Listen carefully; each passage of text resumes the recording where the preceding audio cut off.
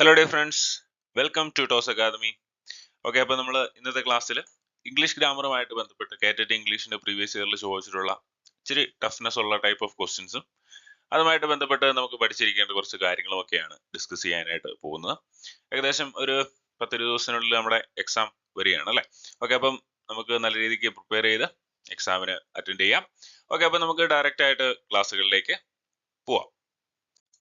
Okay, അപ്പൊ കേറ്ററ്റിന്റെ important ആയിട്ടുള്ള കുറച്ച് പ്രീവിയസ് ഇയർ ക്വസ്റ്റ്യൻസ് ആണ് നമ്മൾ നോക്കുവാനായിട്ട് പോകുന്നത്. ഓക്കെ, അപ്പോൾ ആദ്യത്തെ question, let's do some physical exercise regularly to keep our self fit. അപ്പം ഇത് ക്വസ്റ്റ്യൻ ടാഗുമായിട്ട് ബന്ധപ്പെട്ടിട്ടുള്ള ഒരു ചോദ്യമാണ് അല്ലെ. ഓക്കെ, അപ്പം ഇതിന്റെ ഉത്തരം നമ്മൾ പഠിച്ചവർക്ക് നമുക്ക് സിമ്പിൾ ആയിട്ട് എഴുതാൻ പറ്റും അല്ലെ. ലെറ്റ് കൂട്ടി വരുന്ന പോസിറ്റീവ് ആയിട്ടുള്ള സെന്റൻസിനും നെഗറ്റീവ് ആയ സെന്റൻസിനും ഒക്കെ ഷാൾ ബി ആയിരിക്കും ഉത്തരമായിട്ട് വരിക. ഓക്കെ, അപ്പൊ ഇവിടെ ഉത്തരം എന്ന് പറയുന്നത് ഷാൽ ബി എന്നുള്ള ആ ഒരു ഉത്തരമായിരിക്കും വരുന്നത് അല്ലെ. അപ്പൊ ക്വസ്റ്റ്യൻ ടാഗിനെ കുറിച്ച് പറയുമ്പോൾ ക്വസ്റ്റ്യൻ ടാഗിൽ നമ്മൾ ജനറൽ ആയിട്ട് ശ്രദ്ധിക്കേണ്ട കാര്യങ്ങൾ നമ്മൾ ഒന്നോട് പറയുകയാണ്. പോസിറ്റീവ് സെന്റൻസ് ആണെങ്കിൽ നമ്മൾ എന്ത് ഉപയോഗിക്കണം? പോസിറ്റീവ് സെന്റൻസ് ആണെങ്കിൽ എപ്പോഴും നെഗറ്റീവ് ടാഗ് നമ്മൾ ഉപയോഗിക്കണം. അതുപോലെ ഐ ആം കൂട്ടി ഒരു പോസിറ്റീവ് സെന്റൻസ് വരികയാണെങ്കിൽ ആറിന്റെ ആയിരിക്കും അതിന്റെ ടാഗായിട്ട് വരുന്നത്. അതുപോലെ വേറെ കുറെ നെഗറ്റീവ് സെൻസിൽ നമ്മൾ ഉപയോഗിക്കുന്ന പദങ്ങളെ കുറിച്ച് നമ്മൾ പറഞ്ഞായിരുന്നു അല്ലെ. ഫ്യൂ, ലിറ്റിൽ, ഹാർഡ്ലി, സ്കേഴ്സ്ലി, ഇതൊക്കെ നെഗറ്റീവ് സെൻസിൽ വരുന്ന പദങ്ങളാണ്. അപ്പൊ ഇതൊക്കെ കണ്ടു കഴിഞ്ഞാൽ നമ്മൾ ആ സെന്റൻസ് നെഗറ്റീവ് ആണ് എന്ന് മനസ്സിലാക്കാനായിട്ട് നമുക്ക് സാധിക്കണം. അതുപോലെ ഫ്യൂ എന്ന് പറഞ്ഞു കഴിഞ്ഞാൽ നെഗറ്റീവ് ആണ്, എ ഫ്യൂ എന്ന് പറഞ്ഞു കഴിഞ്ഞാൽ പോസിറ്റീവ് ആണ്, ദ ഫ്യൂ എന്ന് പറഞ്ഞു കഴിഞ്ഞാലും പോസിറ്റീവ് സെന്റൻസ് ആണ് എന്നുള്ള രീതിക്ക് നമ്മൾ മനസ്സിലാക്കി വെക്കുക. അതുപോലെ ലിറ്റിലിന്റെ കേസിലും ലിറ്റിൽ എന്ന് പറഞ്ഞു കഴിഞ്ഞാൽ എന്താണ്? നെഗറ്റീവ് സെന്റൻസ് നെഗറ്റീവ് ആണ്. എ ലിറ്റിൽ എന്ന് പറഞ്ഞു കഴിഞ്ഞാൽ പോസിറ്റീവ് ആണ്, ദ ലിറ്റിൽ എന്ന് പറഞ്ഞു കഴിഞ്ഞാലും പോസിറ്റീവ് ആണ്. അപ്പം ഇതൊക്കെ കണ്ടു കഴിഞ്ഞാൽ നമ്മൾ പോസിറ്റീവ് ഏതാണ് നെഗറ്റീവ് ഏതാണെന്ന് മനസ്സിലാക്കി കൃത്യമായിട്ടുള്ള ഉത്തരത്തിലേക്ക് വരുവാനായിട്ട് നമുക്ക് സാധിക്കണം. ഓക്കെ, അപ്പൊ ഇത്തരം കാര്യങ്ങളാണ് നമുക്ക് പ്രധാനമായിട്ടും ക്വസ്റ്റ്യൻ ടാഗുമായിട്ട് ബന്ധപ്പെട്ട് ജസ്റ്റ് ഒന്ന് ശ്രദ്ധിക്കാനായിട്ടുള്ളത്. ജസ്റ്റ് ഒരു റിവിഷൻ വൈസ് എന്ന പോലെയാണ് നമ്മൾ ഇവിടെ ഉദ്ദേശിക്കുന്നത്. ഓക്കെ, അപ്പം ഓക്കെ, അടുത്ത ക്വസ്റ്റ്യൻ എന്ന് പറയുന്നത് നമുക്ക് idioms and phrases. Idioms and ഫ്രേസസിൽ ഉൾപ്പെടുത്താൻ പറ്റുന്ന ഒരു ടൈപ്പ് ഓഫ് ക്വസ്റ്റ്യൻ ആണ് ഇഡിയംസ് ആൻഡ് ഫ്രേസസ് അല്ലെ. ഓക്കെ, അപ്പൊ നമുക്ക് ചോദ്യത്തിലേക്ക് പോകാം. It's past 5 o'clock, so let's call it a day. The word in quotes means. അപ്പൊ ഇവിടെ പറഞ്ഞിരിക്കുന്ന it's past 5 o'clock, so let's call it a day. Let's call it a day എന്ന് പറയുന്ന ആ ഒരു സെന്റൻസിന്റെ അർത്ഥം എന്താണെന്നാണ് നമ്മുടെ ചോദ്യം. ഓപ്ഷനിൽ decide to stop doing something, decide to proceed for some more time, to take steps to do the roll call, to call a day by its name. എന്താണ് ശരിക്കും let's call it a day എന്ന് പറഞ്ഞു കഴിഞ്ഞാൽ? Decide to stop doing something എന്നുള്ളതാണ് ഉത്തരം. ഒരു പരിപാടി നിർത്തുവാണ്, നമ്മൾ ചെയ്തുകൊണ്ടിരിക്കുന്ന ഒരു സംഭവം നിർത്തുമ്പോൾ നമുക്ക് എന്ത് പറയാം? Let's call it a day എന്ന് പറയാം. ഓക്കെ, അപ്പൊ ഇത്തരം പല ഇഡിയംസ് ആൻഡ് ഫ്രേസസ് ഉണ്ട്. ഫോർ എക്സാമ്പിൾ ESE എപ്പോഴും തന്നെ ചോദിക്കുന്ന ചില ഇഡിയംസ് ആൻഡ് ഫ്രേസസ് നമ്മൾ പറയുകയാണ്. A bolt from the blue. എന്താണ് a bolt from the blue എന്ന് പറഞ്ഞു കഴിഞ്ഞാൽ? ബോൾ ഫ്രം ദ ബ്ലൂ എന്ന് പറഞ്ഞു കഴിഞ്ഞാൽ അൺഎക്സ്പെക്ടഡ് ആയിട്ട് ഒരു സംഭവം നടക്കുമ്പോഴാണ് നമ്മൾ a ball from the blue എന്ന് പറയുന്നത്. Something that you do not expect to happen. നമ്മൾ പ്രതീക്ഷിക്കാത്ത ഒരു സംഭവം സർപ്രൈസ്ഫുള്ളി സംഭവിക്കുകയാണ്. അങ്ങനത്തെ കാര്യങ്ങൾ പറയുമ്പോഴാണ് നമ്മൾ എന്തെന്ന് പറയുന്നത്? A bolt from the blue എന്ന് പറയുന്നത്. ഇനി അതുപോലെ a piece of cake, it's a piece of cake എന്നൊക്കെ പറയും. അപ്പൊ അങ്ങനെ പറയുന്നത് എന്താണ്? A piece of cake, it's a piece of cake എന്ന് പറഞ്ഞു കഴിഞ്ഞാൽ എന്താണ് ഉദ്ദേശിക്കുന്നത്? A task that can be accomplished very easily. വളരെ എളുപ്പത്തിലുള്ള ഒരു ടാസ്ക്, നമുക്ക് എളുപ്പത്തിൽ കംപ്ലീറ്റ് ചെയ്യാൻ പറ്റുന്ന ഒരു ടാസ്കിനെ നമുക്ക് എന്തെന്ന് പറയാം? It's a piece of cake എന്ന് പറയാം. It's a piece of cake. അപ്പൊ ചില എന്താ പറയാ, ചില ഗെയിംസ് ഒക്കെ നടക്കും. ഫോർ എക്സാമ്പിൾ ഇപ്പോൾ ഒരു ക്രിക്കറ്റ് കളി നടക്കുകയാണ്. അപ്പോൾ ഒരു ടീം വളരെ ചെറിയൊരു സ്കോറിന് ഔട്ടായി. അപ്പോൾ വളരെ സിമ്പിൾ ആയിട്ട് എതിർ ടീമിന് ആ കളി ജയിക്കാനായിട്ട് പറ്റും. അപ്പൊ നമുക്ക് ഇങ്ങനെ പറയാം, it's a piece of cake എന്ന് പറയാം. വളരെ എളുപ്പത്തിൽ കംപ്ലീറ്റ് ചെയ്യാൻ പറ്റുന്ന ഒരു ടാസ്ക് ആണ് അവിടെ രണ്ടാമത്തെ ടീമിന് ലഭിച്ചിരിക്കുന്നത്. അപ്പം വളരെ എളുപ്പത്തിൽ കംപ്ലീറ്റ് ചെയ്യാൻ പറ്റുന്ന ഒരു ടാസ്കിനെയാണ് നമ്മൾ it's a piece of cake എന്ന് പറയുന്ന ആ ഒരു ഐഡിയം ഉപയോഗിച്ച് പറയുന്നത്. ഓക്കെ, അങ്ങനെ കുറെ ഇഡിയംസ് ഉണ്ട്. നമുക്ക് അത്തരം ഇഡിയംസ് ഒക്കെ ഇടയ്ക്ക് റിവിഷൻ സമയത്ത് തരുന്നതായിരിക്കും. ഓക്കെ, അടുത്ത ചോദ്യം എന്ന് പറയുന്നത് which one of the following sentence is grammatically acceptable. Grammatical ആയിട്ട് അക്സെപ്റ്റ് ചെയ്യാൻ പറ്റുന്ന ഒരു സെന്റൻസ് ഏതാണ് എന്നുള്ളതാണ് നമ്മുടെ ചോദ്യമായിട്ട് വരുന്നത്. അപ്പൊ ശരിക്കും നമുക്ക് ഇവിടെ കൊടുത്തിരിക്കുന്ന 4 സെന്റൻസുകളുണ്ട്. ഈ സെന്റൻസുകൾ എന്താണ് ശരിക്കും? Police officer ask me how he can help me. The police officer ask me how can he help me. The police officer ask me how he could help me. The police officer ask me how could he help me. അപ്പൊ ഇത് ശരിക്കും reported സ്പീച്ചിൽ വരുന്ന കാര്യമാണ്. അപ്പൊ ഇത് ശരിക്കും indirect സ്പീച്ചിലാണ് നമുക്ക് reporting വരുന്നത്. റിപ്പോർട്ട് സ്പീച്ച് പഠിച്ചപ്പോൾ നമ്മൾ ഈ കാര്യങ്ങളൊക്കെ പറഞ്ഞിട്ടുള്ളതാണ്. അപ്പൊ ഇവിടെ ശരിയായിട്ടുള്ള സെന്റൻസ് ഏതാണെന്ന് നമുക്ക് കണ്ടുപിടിക്കണം. ഇത് ശരിക്കും ഒരു ഇൻട്രോഗേറ്റീവ് സെന്റൻസിനെ റിപ്പോർട്ട് ചെയ്തിരിക്കുന്നതാണ്. ഇൻട്രോഗേറ്റീവ് സെന്റൻസ് എന്ന് പറഞ്ഞു കഴിഞ്ഞാൽ എന്താണ്? ചോദ്യരൂപേണയുള്ള ആ സെന്റൻസുകളെയാണ് നമ്മൾ ഇൻട്രോഗേറ്റീവ് സെന്റൻസ് എന്ന് പറയുന്നത്. ഇൻട്രോഗേറ്റീവ് സെന്റൻസ് 2 ടൈപ്പ് ഉണ്ട്. ഒന്ന് യെസ് ഓർ നോ ടൈപ്പും ഉണ്ട്, പിന്നെ WH ക്വസ്റ്റ്യൻസ് അല്ലെങ്കിൽ question word questions. WH questions എന്ന് പറഞ്ഞു കഴിഞ്ഞാൽ വാട്ട്, വിച്ച്, വേർ, വെൻ എന്ന് പറയുന്ന ഈ വേർഡുകളിലൊക്കെ ആരംഭിക്കുന്ന ക്വസ്റ്റ്യനുകളെയാണ് നമ്മൾ WH ക്വസ്റ്റ്യൻസ് അല്ലെങ്കിൽ ക്വസ്റ്റ്യൻ വേർഡ് ക്വസ്റ്റ്യൻസ് എന്ന് പറയുന്നത്. ഓക്കെ, അപ്പൊ ഇവിടെ ശരിയായിട്ടുള്ള ഉത്തരം ഏതാണെന്നാണ് നമുക്ക് കണ്ടുപിടിക്കേണ്ടത്. അപ്പം ഇൻഡയറക്റ്റ് സ്പീച്ചിലേക്ക് മാറ്റുമ്പോൾ എപ്പോഴും സെക്കൻഡ് ഫോമേ വരുള്ളൂ, അതായത് പാസ്റ്റ് ഫോം ആയിരിക്കും വരിക. അപ്പൊ അതുകൊണ്ട് ഇവിടെ ക്യാൻ വരില്ല എന്നുള്ള കാര്യം നമുക്ക് അറിയാം. അപ്പൊ അതുകൊണ്ട് ഇത് ഈ ഓപ്ഷൻ 2 നമുക്ക് ക്യാൻസൽ ചെയ്യാം. പിന്നെ ഓപ്ഷനിൽ സിയും ഡിയും ആണ് ബാലൻസ് ആയിട്ട് വരുന്നത്. The police officer ask me. അതുപോലെ മറ്റൊരു കാര്യം ശ്രദ്ധിക്കേണ്ടത്, ഈ ആസ്ക് മീ എന്ന് പറയുന്ന റിപ്പോർട്ടിംഗ് വേർബ് വരുന്നത് ഇൻഡയറക്റ്റ് സ്പീച്ചിലാണ് കേട്ടോ. ഡയറക്റ്റ് സ്പീച്ചിൽ നമുക്ക് സെഡ് ടു മീ എന്ന് പറയുന്ന ആ ഒരു യൂസേജ് ആയിരിക്കും വരുന്നത്. ഇൻഡയറക്റ്റ് സ്പീച്ചിലേക്ക് വരുമ്പോഴാണ് നമ്മൾ റിപ്പോർട്ടിംഗ് വെർബായിട്ട് ആസ്ക് മീ എന്ന് പറയുന്ന യൂസേജ് ഉപയോഗിക്കുന്നത്. അപ്പൊ അതുകൊണ്ട് തന്നെ ഇത് രണ്ടും നമുക്ക് റോങ് ആയിട്ട് എടുക്കാം. പിന്നെ നമുക്ക് വരുന്ന ഓപ്ഷൻസ് എന്ന് പറയുന്നത് the police officer ask me how he could help me. ഇത് ശരിയാണോ? The police officer ask me how he could help me. അതവിടെ കിടക്കട്ടെ. അതുപോലെ the police officer ask me how could he help me. ഈ 2 options ആണ് നമുക്ക് balance ആയിട്ട് വരുന്നത്. അപ്പം ക്വസ്റ്റ്യൻ വേർഡ് ടൈപ്പ് ക്വസ്റ്റ്യൻസിനെ റിപ്പോർട്ട് ചെയ്യുമ്പോൾ എപ്പോഴും നമ്മൾ ശ്രദ്ധിക്കേണ്ട കാര്യം, റിപ്പോർട്ട് ചെയ്യുമ്പോൾ സബ്ജക്റ്റ് ആയിരിക്കും എപ്പോഴും ആദ്യം വരുന്നത്. The police officer ask me how he. അപ്പൊ ഇവിടെ ഹി എന്ന് പറയുന്നതാണ് നമ്മുടെ സബ്ജക്റ്റ് ആയിട്ട് വരുന്നത്. അതുകൊണ്ട് ഹി കുഡ് ഹെൽപ്പ് മീ എന്നുള്ളതാണ് ഇവിടെ ശരിയായിട്ട് വരുന്നത്. The police officer ask me how could he help me എന്ന് പറയുന്നത് തെറ്റാണ്. ഓക്കെ, അപ്പം ഇൻട്രോഗേറ്റീവ് സെന്റൻസുകളെ റിപ്പോർട്ട് ചെയ്യുമ്പോൾ നമ്മൾ ശ്രദ്ധിക്കേണ്ട കാര്യം എന്ന് പറയുന്നത് എപ്പോഴും സബ്ജക്റ്റ് ആദ്യം വരണം. അതുപോലെ റിപ്പോർട്ട് സ്പീച്ചിൽ എഴുതുമ്പോൾ എപ്പോഴും വെർബിന്റെ സെക്കൻഡ് ഫോം ആയിരിക്കും നമുക്ക് വരുന്നത്. ഫസ്റ്റ് ഫോം ഒരിക്കലും വരില്ല. വരുന്ന ചില കേസുകളുണ്ട്, പക്ഷെ അതെന്ന് പറഞ്ഞു കഴിഞ്ഞാൽ എന്താണ്, ഇപ്പം ഹി സേസ് ടു മീ എന്നൊക്കെ പറഞ്ഞ് ആരംഭിക്കുന്ന സെന്റൻസുകളുണ്ടല്ലോ, അത്തരം സെന്റൻസുകളെ നമ്മൾ റിപ്പോർട്ട് ചെയ്യുമ്പോഴും ഫസ്റ്റ് ഫോമിൽ തന്നെ ആയിരിക്കും വരുന്നത്. ഫോർ എക്സാമ്പിൾ ഇപ്പൊ ഇങ്ങനെ പറയാണ്, he says I am sorry. ഒരു എക്സാമ്പിൾ, ചെറിയ എക്സാമ്പിൾ,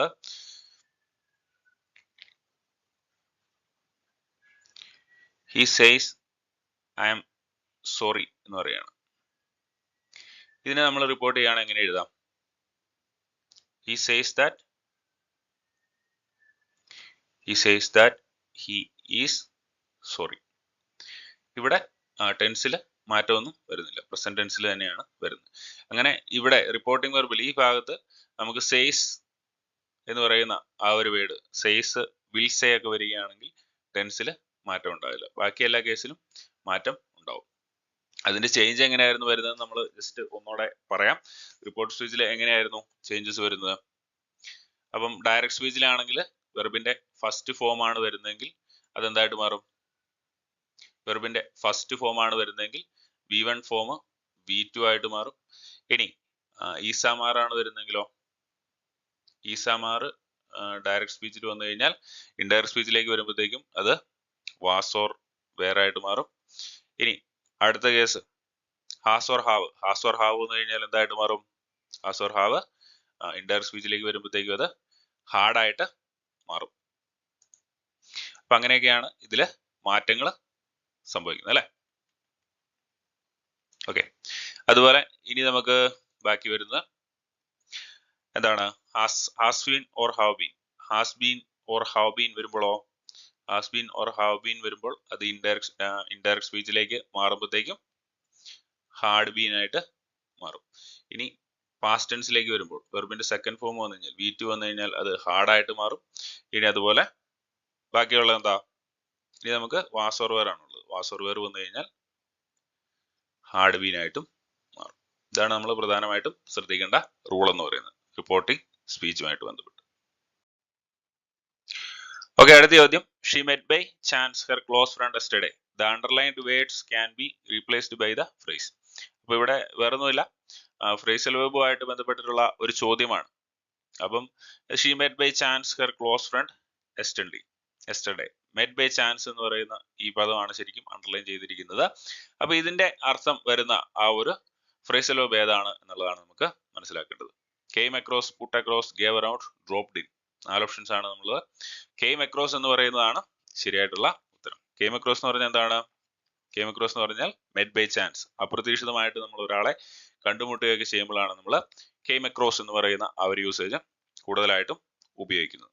ഇതെപ്പോഴും PSC സ്ഥിരമായിട്ട് ചോദിക്കുന്നതാണ്. അതുകൊണ്ട് നമ്മൾ കൃത്യമായിട്ട് ഇതിന്റെ അർത്ഥം മനസ്സിലാക്കി ഇരിക്കണം. ഓക്കെ, അടുത്ത ചോദ്യം. The coffee is very hot, I cannot drink it. അപ്പൊ ഇവിടെ 2 സെന്റൻസുകളാണ് നമുക്ക് തന്നിട്ടുള്ളത്. അപ്പോൾ ഈ 2 സെന്റൻസുകളെയും നമുക്ക് കമ്പൈൻ ചെയ്യണം. എങ്ങനെ ഇതിനെ കമ്പൈൻ ചെയ്യാം എന്നുള്ളതാണ് നമ്മുടെ ചോദ്യം.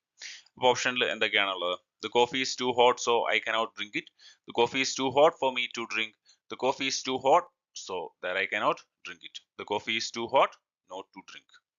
അപ്പൊ ഇവിടെ മീനിങ് നോക്കുകയാണെങ്കിൽ the coffee is too hot so I cannot drink it, ഇതിന്റെ മീനിങ് ശരിയായിട്ട് നമുക്ക് തോന്നാം, പക്ഷെ അത് ഗ്രാമാറ്റിക്കലി കറക്റ്റ് അല്ല. അത്ര എക്സാഗ്രേറ്റ് ചെയ്ത് പറയേണ്ട ആവശ്യം വരുന്നില്ല. അടുത്തത് the coffee is too hot for me to drink. അതുപോലെ the coffee is too hot so that I cannot drink it. ഇത്തരം ഇതായിട്ട് പറയേണ്ട ആവശ്യം ഇല്ല. ഈ സോ ദാറ്റിന്റെ യൂസേജിന്റെ അവിടെ ആവശ്യം വരുന്നില്ല. ഇനി അതുപോലെ the coffee is too hot not to drink. അപ്പൊ ഇവിടെ മീനിങ് ശരിയല്ല. The coffee is too hot not to drink. അപ്പൊ ഇവിടെ നോട്ട് ടു ഡ്രിങ്ക് എന്ന് പറയുമ്പോൾ തന്നെ അത് ശരിയല്ല എന്നുള്ള കാര്യം നമുക്ക് അറിയാം. കാരണം എന്താണ്? കോഫിക്ക് അത്ര ചൂടൊന്നും ഇല്ല എന്നുള്ള ഒരു അർത്ഥമാണ് അവിടെ വരുന്നത്. ഇനി നമുക്ക് ബാക്കിയുള്ള ഓപ്ഷൻ എന്ന് പറയുന്നത് the coffee is too hot for me to drink എന്നാണ്. അപ്പൊ ഇവിടെ ഈ ടു കഴിഞ്ഞിട്ട് ടു എന്ന് പറയുന്ന ഈ ഒരു യൂസേജ് വരുന്ന ആ ഒരു ഉപയോഗം നമുക്ക് ആ ഒരു സെന്റൻസിന്റെ നെഗറ്റീവ് സെൻസിൽ പറയാനായിട്ട് നമുക്ക് ഉപയോഗിക്കാവുന്നതാണ്. The coffee is too hot for me to drink. എനിക്ക് കുടിക്കാവുന്നതിലും ചൂടാണ് ഇത് എന്നുള്ള ആ ഒരു അർത്ഥം വരുന്ന രീതിക്ക് ഓപ്ഷൻ ബി നമുക്ക് കറക്റ്റ് ആയിട്ട് പറയാവുന്നതാണ്. ഓക്കെ, അപ്പോൾ അതുപോലെ ഈ രീതിക്കുള്ള കുറച്ച് എക്സാമ്പിൾ നമുക്ക് ജസ്റ്റ് ഒന്ന് പറയാം. ഇപ്പൊ പറയാണ്, I was too busy to talk to her. I was too busy to talk to her. അപ്പൊ ഇവിടെ എന്താണ് ഉപയോഗിച്ചിരിക്കുന്നത്? എനിക്ക് ഭയങ്കര തിരക്കായിരുന്നു, എനിക്ക് അതുകൊണ്ട് അവളോട് സംസാരിക്കാൻ പറ്റിയില്ല. അപ്പൊ അത് ഈ ഒരു മീനിങ് തന്നെയല്ലേ വന്നിരിക്കുന്നത്. അപ്പം ഈ ഒരു യൂസേജ് ടുവിന്റെ യൂസേജ് നമ്മളൊന്ന് ഓർത്തു വെക്കുക. ഇനി അതുപോലെ വേണം നമുക്ക് ഒരു എക്സാമ്പിളും കൂടെ ജസ്റ്റ് പറയാം. It was too hot to go out. Too hot to go out. അപ്പൊ ഇവിടെ എന്താണ്? പുറത്തു പോകാൻ പറ്റിയല്ലാത്ത പോലെ ഭയങ്കര ചൂടാണ് എന്നുള്ളതാണ് ഇത് ഉദ്ദേശിച്ചിരിക്കുന്നത്. ഓക്കെ, അപ്പൊ ടു എന്ന് പറയുന്ന ഒരു യൂസേജിന്റെ ഉപയോഗം എന്താണ്? നമുക്ക് ഇന്ന പോലെ ഒരു കാര്യം ചെയ്യാൻ പറ്റില്ല, ഇന്ന കാരണം കൊണ്ട് ഇന്ന ഒരു കാരണം ചെയ്യാൻ പറ്റില്ല എന്ന് നമുക്ക് ബോധ്യപ്പെടുത്താൻ വേണ്ടിയിട്ടാണ് ഈ ഒരു യൂസേജ് ഉപയോഗിക്കുന്നത്. ഇതുമായിട്ട് ബന്ധപ്പെട്ടുള്ള ചോദ്യങ്ങൾ പലപ്പോഴും ചോദിച്ചു കാണാറുണ്ട്. അതുകൊണ്ട് കൃത്യമായിട്ട് മനസ്സിലാക്കി ഇരിക്കുക. ഓക്കെ, അടുത്ത ചോദ്യം. Nothing is impossible. ഇത് കാണുമ്പം വളരെ സിമ്പിൾ ആയിട്ടുള്ള ഒരു ചോദ്യമായിട്ട് തോന്നും. നമ്മൾ ഒത്തിരി കേട്ടിട്ടുള്ള അതൊക്കെയാണല്ലേ. നത്തിങ് ഈസ് ഇമ്പോസിബിൾ എന്ന് പറയുമ്പോൾ ഇതിന്റെ ക്വസ്റ്റ്യൻ ടാഗ് ഏതാണ്? കഴിഞ്ഞ എക്സാമിന് ചോദിച്ചതാണ്. അപ്പൊ ഇതിന്റെ ഉത്തരം എന്ന് പറയുന്നത് എന്താണ്? ഈസിൻഡ് ഇറ്റ് ആണോ? ഒന്നും അസാധ്യമല്ല എന്നാണ് പറയുന്നത്. ഈസിൻഡ് ഇറ്റ് ആണെന്ന് ചിലപ്പോൾ തോന്നും, പക്ഷെ അങ്ങനെയല്ല. നമ്മളെപ്പോഴും ഒരു സെന്റൻസ് ചെയ്യുമ്പോൾ ശ്രദ്ധിക്കേണ്ട കാര്യം, നത്തിങ് എന്ന് പറയുമ്പോൾ ഈ സെന്റൻസ് നെഗറ്റീവ് സെന്റൻസ് ആണ് അല്ലെ. നെഗറ്റീവ് സെന്റൻസ് വരുമ്പോൾ നമുക്ക് ഇപ്പോഴും പോസിറ്റീവ് ടാഗ് വേണം ഉപയോഗിക്കാൻ. ആൻസർ ആയിട്ട് വരുന്നത് ഈസിറ്റ് ആയിരിക്കും. അപ്പൊ ഈ സെന്റൻസിന്റെ ഹോൾ മീനിങ് നമ്മൾ എടുക്കുവാണ്. നത്തിങ് ഈസ് ഇമ്പോസിബിൾ, ഒന്നും അസാധ്യമല്ല എന്ന് പറയുമ്പോൾ നമുക്ക് ഇതൊരു പോസിറ്റീവ് സെന്റൻസ് ആയിട്ട് തോന്നാം, പക്ഷെ അങ്ങനെ നമ്മൾ എടുക്കരുത്. ഒരു സെന്റൻസിൽ ഇങ്ങനെ നെഗറ്റീവ് സെൻസിനെ സൂചിപ്പിക്കുന്ന എന്തെങ്കിലും പദങ്ങൾ ഉണ്ടെങ്കിൽ നമ്മൾ അതിനെ എങ്ങനെ എടുക്കാവുള്ളൂ? നെഗറ്റീവ് സെന്റൻസ് ആയിട്ട് തന്നെ എടുക്കാവുള്ളൂ. അതിന്റെ ഹോൾ മീനിങ്ങിലേക്ക് നമ്മൾ പോകരുത്. അങ്ങനെ വേണം നമ്മൾ ടാഗ് എഴുതാൻ. അതുകൊണ്ട് ഇത് നെഗറ്റീവ് സെന്റൻസ് ആയതുകൊണ്ട് നമ്മൾ പോസിറ്റീവ് ടാഗായ ഈസിറ്റ് ഉപയോഗിക്കുന്നു. ക്ലിയർ ആണല്ലോ? ഓക്കെ, അപ്പൊ ക്വസ്റ്റ്യൻ ടാഗിൽ ശ്രദ്ധിക്കേണ്ട മറ്റൊരു കാര്യമാണ് ഇവിടെ നമ്മൾ പറഞ്ഞിരിക്കുന്നത്. ഒരു സെന്റൻസിൽ കീവേഡുകൾ നോക്കിയിട്ട് വേണം നമ്മൾ ഒരു സെന്റൻസ് നെഗറ്റീവ് ആണോ പോസിറ്റീവ് ആണോ എന്നൊക്കെ തീരുമാനിക്കാൻ. ഇപ്പൊ സെൽഡം, ഹാർഡ്ലി, സ്കേഴ്സ്ലി, ഫ്യൂ ഒക്കെ വരുവാണെങ്കിൽ, ഇത്തരം പദങ്ങൾ കാണുവാണെങ്കിൽ തന്നെ ആ സെന്റൻസ് നെഗറ്റീവ് ആണെന്ന് നമുക്ക് മനസ്സിലാക്കാനായിട്ട് സാധിക്കണം. അതേസമയം എ ഫ്യൂവും ദ ഫ്യൂവും ദ ലിറ്റിലും ഒക്കെ ആണെങ്കിൽ അത് പോസിറ്റീവ് ആണെന്ന് നമുക്ക് മനസ്സിലാക്കാൻ സാധിക്കണം. ഓക്കെ ഓക്കെ, അടുത്ത ചോദ്യം. Death be not proud, the figure of speech use here is. Figure of സ്പീച്ചുമായിട്ട് ബന്ധപ്പെട്ടുള്ള ചോദ്യങ്ങളും എല്ലാ പരീക്ഷയ്ക്കും കാണാറുണ്ട്. അപ്പോൾ ഇവിടെ ചോദിച്ചിരിക്കുന്നത് ഡെത്ത് ബി നോട്ട് പ്രൗഡ് എന്ന് പറയുന്നത് ഏത് ഫിഗർ ഓഫ് സ്പീച്ചിന്റെ ഭാഗത്തിലാണ് വരുന്നത് എന്നുള്ളതാണ്. അപ്പോൾ ഇതിൽ നമുക്ക് അലിട്രേഷൻ, മെറ്റഫോർ, പേഴ്സണിഫിക്കേഷൻ, സിമിലി എന്ന് പറയുന്ന 3 ഓപ്ഷൻസ് ആണ് നമുക്ക് കൊടുത്തിരിക്കുന്നത്. ഓക്കെ, അപ്പോൾ ഇവിടെ എന്തായിരിക്കും ഉത്തരവായിട്ട് വരിക? അലിട്രേഷൻ എന്ന് പറഞ്ഞാൽ എന്താണ്? അലിട്രേഷൻ എന്ന് പറഞ്ഞു കഴിഞ്ഞാൽ is when there is a repetition of sound within a phrase or sentence. For example നമ്മൾ പറയാണ് she sells sea shells in the sea shore. നമ്മൾ എന്താ പറയുക, ഈ ട്രംബ്ലിംഗ് വേർഡ്സ് എന്നൊക്കെ നമ്മൾ പറയില്ലേ, നമ്മുടെ നാക്ക് കുഴയ്ക്കുന്ന തരം വേർഡുകൾ, അത്തരം സംഭവങ്ങളെയാണ് നമ്മൾ അലിട്രേഷൻ എന്നതുകൊണ്ട് ഉദ്ദേശിക്കുന്നത്. അപ്പോൾ ഇത് അലിട്രേഷനിൽ വരുന്ന അല്ല എന്നുള്ളത് നമുക്കറിയാം. അതുപോലെ Peter Piper picked a peck of pickled pepper എന്നൊക്കെ പറയില്ലേ, അത്തരം സെന്റൻസുകൾ, അത്തരം ടങ് ട്വിസ്റ്റേഴ്സിനെയാണ് നമ്മൾ അലിട്രേഷൻ എന്നുകൊണ്ട് ഉദ്ദേശിക്കുന്നത്. ഇനി നമുക്ക് അടുത്തതായിട്ടുള്ള ഓപ്ഷൻ, അപ്പൊ അത് നമ്മൾ ഒഴിവാക്കുന്നു അല്ലെ, അത് അല്ല എന്നുള്ള കാര്യം നമുക്ക് മനസ്സിലായി. ഇനി അടുത്തത് മെറ്റഫോർ. മെറ്റഫോർ എന്ന് പറഞ്ഞു കഴിഞ്ഞാൽ is when there is a comparison made between two different things which share something in common. രണ്ട് കോമൺ കാര്യങ്ങളെ തമ്മിൽ കമ്പയർ ചെയ്യാനായിട്ടാണ് നമ്മൾ മെറ്റഫോർ ഉപയോഗിക്കുന്നത്. For example his eyes were ice, അവന്റെ കണ്ണുകൾ ഐസ് പോലെയായിരുന്നു. the world is your oyster, the world is your oyster, she was the shining star of the talent show. ഇത്തരം പദങ്ങളെയാണ് നമ്മൾ മെറ്റഫോർ എന്നുകൊണ്ട് ഉദ്ദേശിക്കുന്നത്. The world is your oyster എന്ന് പറഞ്ഞാൽ നമ്മുടെ ലോകമാണ് നമ്മുടെ ഷെല്ല് എന്ന് പറയുന്നത് അല്ലെ. ഫോർ എക്സാമ്പിൾ കൊച്ചിനെയൊക്കെ നോക്കുകയാണെങ്കിൽ അതിന്റെ ലോകം എന്ന് പറയുന്നത് ആ ഷെല്ലാണ്. അതുപോലെ നമ്മുടെ ലോകം എന്ന് പറയുന്നതാണ് നമ്മുടെ ആ വേൾഡ് എന്ന് പറയുന്നത് എന്നുള്ള ആ ഒരു മീനിങ്ങിലാണ് അവിടെ ഉദ്ദേശിച്ചിരിക്കുന്നത്. ഓക്കെ, ഇനി അടുത്ത പേഴ്സണിഫിക്കേഷൻ. പേഴ്സണിഫിക്കേഷൻ അതുപോലെ സിമിലി എന്ന് പറയുന്ന ഇത്രയും ഓപ്ഷൻസ് ആണ് നമുക്ക് കിടക്കുന്നത്. സിമിലി എന്ന് പറയുമ്പോൾ it's a phrase which compares something to something else using the words like or as. For example നമ്മൾ പറയുകയാണ് I felt high as a kite. I felt high as a kite എന്നൊക്കെ പറയുമ്പോൾ അവിടെ എന്താണ്, അതൊരു സിമിലി ആയിട്ടാണ് നമ്മൾ ഉപയോഗിക്കുന്നത്. എന്തിനേലും വെച്ച് കമ്പയർ ചെയ്യാണ് നമ്മൾ. I felt high as A KITE എന്ന് പറയാണ്. അതുപോലെ എന്താണ്, the dog is fit as A fiddle. The dog is fit as A fiddle. അപ്പൊ ഈ ആസ് എന്ന് പറയുന്ന ഈ ഒരു യൂസേജ് വെച്ചിട്ട് നമ്മൾ ഒന്ന് രണ്ട് കാര്യങ്ങളെ എനിക്ക് ഇങ്ങനെ ഫീൽ ചെയ്യുന്നു അല്ലെങ്കിൽ അതിങ്ങനെയാണ് എന്നൊക്കെ പറഞ്ഞ് നമ്മൾ കമ്പയർ ചെയ്ത് പറയുന്നതിനെയാണ് നമ്മൾ സിമിലി എന്നതുകൊണ്ട് ഉദ്ദേശിക്കുന്നത്. ഇനി നമുക്കുള്ളത് ബാക്കിയുള്ള ഓപ്ഷൻ എന്ന് പറയുന്നത് പേഴ്സണിഫിക്കേഷൻ ആണ്. പേഴ്സണിഫിക്കേഷൻ, അപ്പൊ അതാണ് നമുക്ക് ഇവിടെ ഉത്തരമായിട്ട് വരുന്നത്. പേഴ്സണിഫിക്കേഷൻ എന്ന് പറഞ്ഞാൽ എന്താണ്? A figurative language that attributes human characteristics, emotion and behaviour to animals and inanimate object or idea. For example അപ്പൊ ഇവിടെ എന്താണ്, ഡെത്ത് ബി നോട്ട് പ്രൗഡ്. അപ്പൊ മരണത്തിന് ഇവിടെ ഒരു മനുഷ്യന്റെ ഒരു ഹ്യൂമണിസ്റ്റിക് ക്യാരക്ടർ മനുഷ്യന് കൊടുത്തിരിക്കുകയാണ്. ഡെത്ത് ബി നോട്ട് പ്രൗഡ്, മരണമേ നീ ഒത്തിരി അഹങ്കരിക്കേണ്ട എന്നുള്ള രീതിയിലാണ് അവിടെ പറഞ്ഞിരിക്കുന്നത്.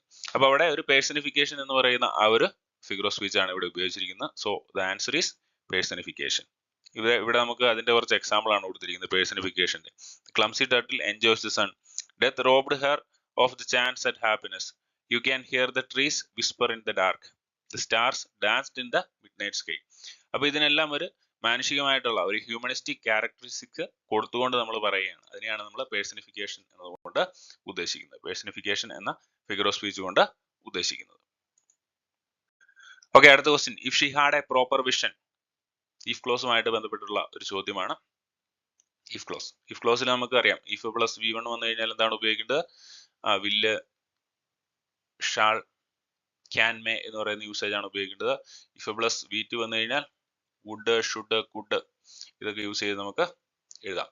Would, should, could.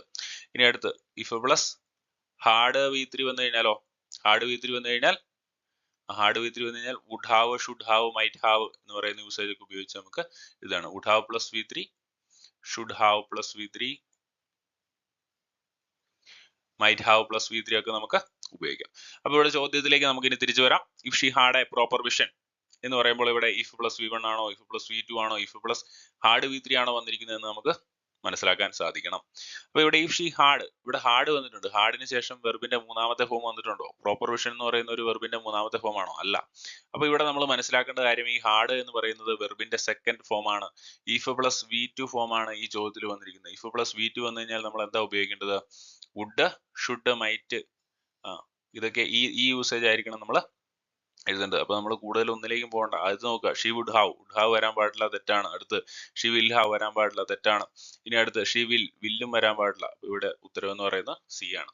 ഈ ഫ്ലോസ് ഇങ്ങനെ വളരെ സിമ്പിൾ ആയിട്ട് ആൻസർ ചെയ്യാൻ പറ്റുന്ന ഒരു ഏരിയ ആണ്. ഇതിൽ നിന്നുള്ള മാർക്ക് നമ്മൾ ഒരിക്കലും കളയാൻ പാടില്ല. ഓക്കെ, അപ്പൊ നമ്മുടെ ചോദ്യം, a poem with 14 lines and a specific rhyme is called a an. ഒരു പോയം 14 വരികളുള്ള ഒരു പോയത്തിനെ നമ്മൾ എന്ത് പേരിലാണ് വിളിക്കുന്നത് എന്നുള്ളതാണ് നമ്മുടെ ചോദ്യം. അപ്പോൾ ഓപ്ഷനിൽ ballad, sonnet, dramatic monologue, lyric എന്ന് പറയുന്ന 4 ഓപ്ഷൻസ് ആണുള്ളത്. ബാലഡ് എന്ന് പറഞ്ഞു കഴിഞ്ഞാൽ എന്താണ്? ഏതെങ്കിലും ഒരു സ്റ്റോറി ആയിക്കോട്ടെ, കഥയായിക്കോട്ടെ. അപ്പൊ ഇതിനെയൊക്കെ നമ്മൾ ഒരു അഡ്വഞ്ചർ അല്ലെങ്കിൽ ഒരു റൊമാൻറ്റിക് സ്റ്റോറി ഒരു ഒരു റൊമാൻറ്റിക് ആയിട്ടുള്ള രീതിക്ക് എക്സ്പ്രസ് ചെയ്യുന്നതിനാണ് നമ്മൾ ബാലഡ് എന്ന് പറയുന്നത്. ഇനി അതുപോലെ സോണറ്റ് എന്ന് പറയുന്നതാണ് ശരിക്കും നമ്മുടെ ചോദ്യത്തിന്റെ ഉത്തരം. 14 വരെയുള്ള സ്പെസിഫിക് റൈം ഉള്ള ഇത്തരം പോയംസിനെയാണ് നമ്മൾ സോണറ്റ് എന്ന് പറയുന്നത്. അപ്പൊ അത് ഓർത്ത് വെക്കുക. 14 വരികളുള്ള പോയംസ് എന്താണ്? സോണറ്റ് ആണ്. ഇനി ഡ്രാമാറ്റിക് മോണോലോഗ് എന്ന് പറഞ്ഞു കഴിഞ്ഞാൽ അപ്പം ഒരു കഥയിലെ ഒരു കഥാപ്രസംഗം എന്നൊക്കെ നമ്മൾ പറയില്ലേ, അതിനാണ് ഡ്രാമാറ്റിക് മോണോലോഗ് എന്ന് പറയുന്നത്. ഇനി ലിറിക്സ് എന്ന് പറഞ്ഞാൽ നമുക്കറിയാം, കാൽപ്പനികമായ രീതിയിൽ നമ്മുടെ ഐഡിയാസും കാര്യങ്ങളും ഒക്കെ ഒരു പോയത്തിന്റെ രൂപേണ, ഒരു പാട്ടിന്റെ രൂപേണ എഴുതുന്നതിനെയാണ് നമ്മൾ ലിറിക് എന്നുള്ള രീതിക്ക് ഉദ്ദേശിക്കുന്നത്. ഓക്കെ, അപ്പൊ ഇവിടെ ആൻസർ സോണറ്റ് ആണ്. ഓർത്തിരിക്കുക, 14 വരികളുള്ള പോയംസിനെ നമ്മൾ എന്ത് പറയുന്നു? സോണറ്റ് എന്ന് പറയുന്നു. ഓക്കെ, അടുത്ത ചോദ്യം, the surgery will take at least 8 hours. The appropriate question to get this as the response. അപ്പം സർജറി കംപ്ലീറ്റ് ചെയ്യാൻ 8 മണിക്കൂർ എടുക്കും എന്നുള്ളതാണ് ഇവിടെ പറഞ്ഞിരിക്കുന്നത്. അപ്പൊ ഇതിനുള്ള ഒരു ചോദ്യം നമുക്ക് വേണം. ചോദ്യത്തിന്റെ ഉത്തരവാണ് ഇവിടെ കൊടുത്തിരിക്കുന്നത്. അപ്പം കറക്റ്റ് ആയിട്ടുള്ള രീതിക്ക് എങ്ങനെ നമുക്ക് ഇതിനുള്ള ചോദ്യം ചോദിക്കാം എന്നുള്ളതാണ് നമുക്ക് മനസ്സിലാക്കേണ്ട കാര്യം. ഓക്കെ, അപ്പൊ നമ്മൾ ഓപ്ഷനിലേക്ക് വരികയാണ്. How much long will the surgery take? How much കഴിഞ്ഞിട്ട് പിന്നെ ഒരു ലോങ്ങിന്റെ ആവശ്യം വരുന്നില്ല. ഹൗ മച്ച് ലോങ് എന്ന് പറയുന്ന യൂസേജ് തെറ്റാണ്. ഇനി അടുത്ത് how long will the surgery take, അവിടെ കിടക്കട്ടെ. ഇനി അടുത്ത് how much time surgery take, ഇത് ശരിയല്ല, ഇത് കാണുമ്പോൾ നമുക്ക് മനസ്സിലായി അല്ലെ. How much time surgery take എന്ന് പറയുന്നത് ഇൻകംപ്ലീറ്റ് ആയിട്ടുള്ള ഒരു സെന്റൻസ് ആണ്, ക്വസ്റ്റ്യൻ ആണ്. ഇനി അടുത്ത് how long surgery will take, അപ്പൊ ഇതും റോങ് ആണ്. അപ്പൊ ഇവിടെ ഉത്തരമായിട്ട് വരുന്നത് how long will the surgery take എന്നുള്ളതാണ് ഇവിടെ നമുക്ക് ഉത്തരമായിട്ട് വരുന്നത്.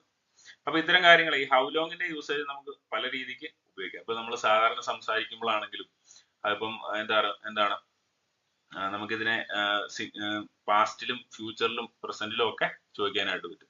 ഫോർ എക്സാമ്പിൾ, ഇപ്പൊ നമ്മൾ ചോദിക്കുകയാണ് how long does it take to complete a work എന്ന് പറഞ്ഞാൽ അത് പ്രസന്റ് ടെൻസിലാണ് നമ്മൾ ചോദിക്കുന്നത്. ഇപ്പോഴാണ് നമ്മൾ ചോദിക്കുന്നത്. ഇപ്പൊ നമ്മൾ നേരിട്ട് കാണുന്ന ഒരാളോട് ചോദിക്കുകയാണ് ഈ പണി തീർക്കാൻ എത്ര സമയം എടുക്കുന്നു, പ്രസന്റിൽ നമ്മൾ ചോദിക്കുന്നു. ഇനി നമുക്കിത് തന്നെ കഴിഞ്ഞു പോയ ഒരു കാര്യം എപ്പോഴാണ് നടന്നതെന്ന് ചോദിക്കാം. എങ്ങനെ ചോദിക്കാം? How long did it take to complete a work? അതായത് എത്ര കാലം കൊണ്ടാണ് നീ ആ പണി പൂർത്തിയാക്കിയത്? അപ്പൊ ഇത് നമ്മൾ പാസ്റ്റ് മീനിങ്ങിലാണ് ചോദിക്കുന്നത്. How long does it take to complete a work എന്ന് ചോദിച്ചു കഴിഞ്ഞാൽ ഇപ്പൊ നമ്മൾ പ്രസന്റ് ടൈമിൽ നിന്നുകൊണ്ടാണ് നമ്മൾ ചോദിക്കുന്നത്. How long did it take to complete a work എന്ന് ചോദിക്കുകയാണെങ്കിൽ അത് നമ്മൾ പാസ്റ്റ്, കഴിഞ്ഞു പോയ ഒരു കാര്യം എത്ര സമയം കൊണ്ട് തീർത്തു എന്നാണ് നമ്മൾ ചോദിക്കുന്നത്. ഇനി നമുക്ക് വീണ്ടും ചോദിക്കാം, how long will it take to complete a work? അപ്പം ഇനി ഫ്യൂച്ചറിൽ ചെയ്യാൻ പോകുന്ന ഒരു വർക്കാണ്, അത് കംപ്ലീറ്റ് ചെയ്യാൻ എത്ര സമയം എടുക്കും എന്നുള്ള രീതിക്കുള്ള ഒരു ചോദ്യം. അപ്പൊ ഈ ഹൗ ലോങ് വെച്ചിട്ട് നമുക്ക് റെഗുലർ ലൈഫിലാണെങ്കിലും ഇപ്പൊ സംസാരിക്കുമ്പോഴൊക്കെ ആണെങ്കിലും ഇംഗ്ലീഷ് സംസാരിക്കുമ്പോൾ ഈ ഒരു യൂസേജ് നമുക്ക് ഉപയോഗിക്കാവുന്നതാണ്. ഓക്കെ, അപ്പൊ അത് ജസ്റ്റ് പറഞ്ഞെന്നുള്ളൂ. അപ്പം how long does it take എന്ന് പറഞ്ഞാൽ നമ്മൾ പ്രസന്റ് ടെൻസിൽ നിന്നുകൊണ്ട് പറയുന്നു ഇപ്പോഴത്തെ കാര്യം. ഇനി how long did it take, അത് നേരത്തെ കഴിഞ്ഞ ഒരു സംഭവമാണ്, അത് എത്ര സമയം എടുത്തു തീരാനെന്ന് നമ്മൾ ചോദിക്കുന്നു. ഇനി how long will it take, അപ്പം ഫ്യൂച്ചറിൽ നടക്കാൻ പോകുന്ന ഒരു കാര്യമാണ്, അപ്പൊ അത് എത്ര സമയം കൊണ്ട് തീർക്കാൻ പറ്റും എന്നുള്ള ഒരു ചോദ്യം. ഓക്കെ, അപ്പൊ ഈ ഒരു യൂസേജും കൂടെ മനസ്സിലാക്കി വെക്കുക. അപ്പൊ ഇവിടെ നമ്മുടെ ഉത്തരം എന്ന് പറയുന്നത് how long will the surgery take. Okay, അപ്പൊ ഇത്തരം ക്വസ്റ്റ്യൻസ് ആണ് നമ്മൾ ഇന്നത്തെ ക്ലാസ്സിൽ ഡിസ്കസ് ചെയ്യാനായിട്ട് ഉദ്ദേശിക്കുന്നത്. ഇതെല്ലാം കേറ്ററ്റിന്റെ പ്രീവിയസ് ആയിട്ടുള്ള എക്സാമുകളിൽ ചോദിച്ചിട്ടുള്ള ക്വസ്റ്റ്യൻസ് ആണ്. അത്യാവശ്യം നമുക്ക് ശ്രദ്ധിച്ചു കഴിഞ്ഞാൽ ഉത്തരം ചെയ്യാൻ പറ്റുന്ന ടൈപ്പ് ഓഫ് ക്വസ്റ്റ്യൻസ് ആണ്. അപ്പൊ കേറ്ററ്റിന്റെ ഇംഗ്ലീഷ് ഗ്രാമർ പോർഷൻ എന്ന് പറയുന്നത് നല്ല രീതിക്ക് നമുക്ക് സ്കോർ ചെയ്യാൻ പറ്റുന്ന ഒരു ഏരിയ ആണ്. അതുകൊണ്ട് എല്ലാവരും നന്നായിട്ട് പഠിക്കുക. എല്ലാവർക്കും വിജയാശംസകൾ നേരുന്നു. Thank you.